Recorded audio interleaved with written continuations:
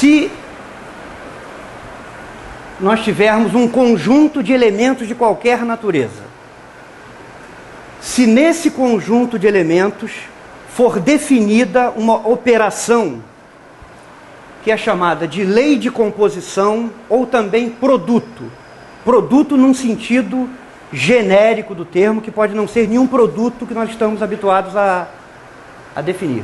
Mas uma lei de composição que associa a dois elementos do conjunto um outro elemento, por alguma regra que vamos chamar de lei de composição ou produto.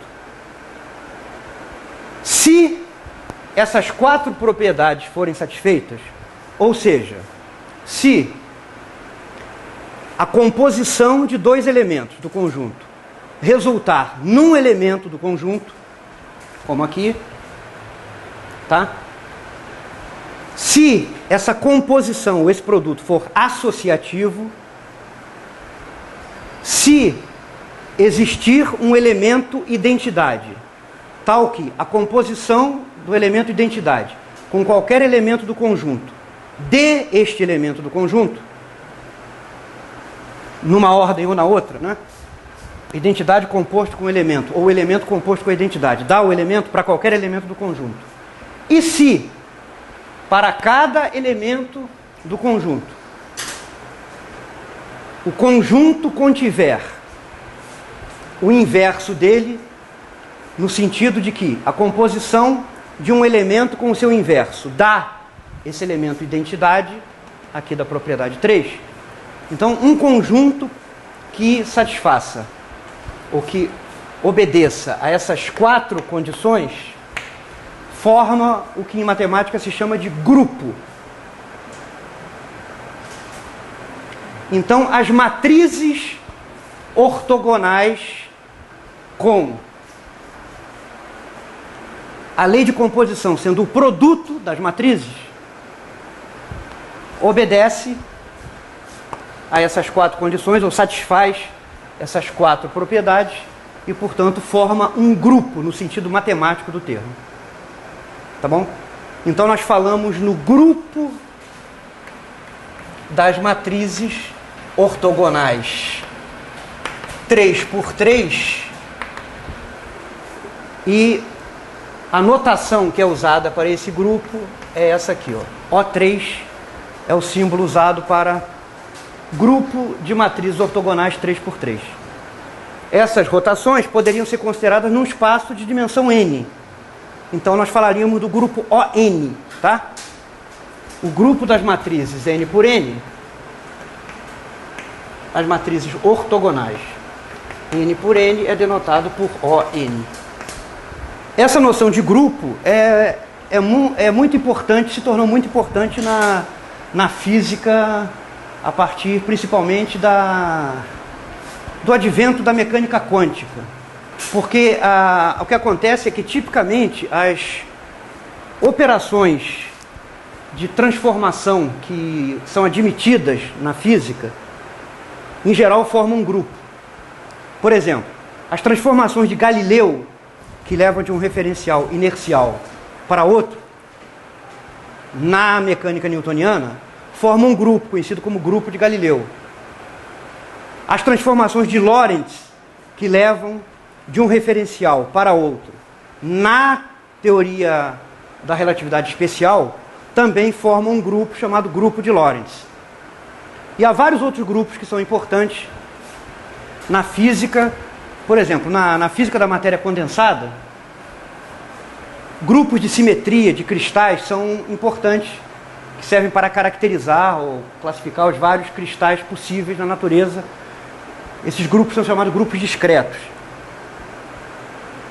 Grupos que envolvem transformações contínuas, como rotações, grupo de Galileu ou grupo de Lorentz, são chamados de grupos contínuos. Então os grupos aparecem o tempo todo na física, mas a definição fundamental de grupo é muito simples.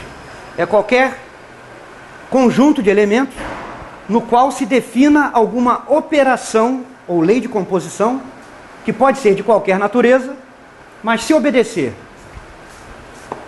a essas quatro condições, então esse conjunto dotado desta lei de composição, forma um grupo no sentido matemático do termo. Rotações de um corpo rígido só podem ser descritas por matrizes ortogonais com determinante igual a 1. O conjunto das matrizes ortogonais com determinante 1 forma um grupo. Agora, o conjunto das matrizes ortogonais com determinante menos 1 não forma um grupo. Vocês podem ver que alguma dessas propriedades aí é violada, tá? Na verdade é simples, porque ó, suponha que A e B sejam duas matrizes ortogonais com determinante menos 1. O que vai acontecer com o determinante do produto AB? Então, o produto AB não pode pertencer ao conjunto das matrizes com determinante menos 1. Tá? Então, viola o item 1 aqui. Que o produto de quaisquer dois elementos do conjunto é um outro elemento do conjunto. Agora, isso não há problema se as duas têm determinante igual a 1. O produto continua tendo determinante igual a 1. Então, como se diz, né? O conjunto das matrizes ortogonais com determinante 1 é um subgrupo deste grupo O3. Porque toda matriz ortogonal com determinante 1 é matriz ortogonal. Então esse conjunto é um subconjunto do conjunto das matrizes ortogonais. Mas como esse subconjunto por si só, né, forma um grupo, então ele é um subgrupo desse grupo O3. Tá? É um grupo que é denotado por SO3. A letrinha S vem do inglês special.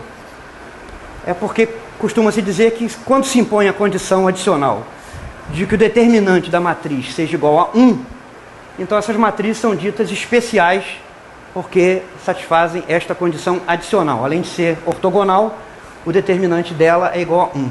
Tá? Então SO3 é o grupo das matrizes ortogonais com determinante igual a 1. E só essas matrizes ortogonais com determinante igual a 1 é que podem representar rotações de um corpo rígido. Porque acontece o seguinte, ó, se uma matriz ortogonal tiver determinante menos 1, essa matriz inverte a orientação dos eixos coordenados. Ou seja, passa de um sistema de orientação de mão direita para o sistema de orientação de mão esquerda. Mas isso é impossível por uma rotação rígida. Olha aqui, ó. Né? Temos 3 eixos aqui com orientação de mão direita, ligados a um corpo rígido. Então, isso gira rigidamente. É impossível uma rotação rígida inverter a orientação dos eixos. Para fazer isso, teria que quebrar o dedo para o outro lado. Tá? Uma rotação rígida mantém a orientação relativa dos eixos. E como matriz com determinante menos 1, como nós vamos ver na próxima aula, inverte a orientação dos eixos, então matrizes com determinante menos 1 não podem representar rotações de um corpo rígido.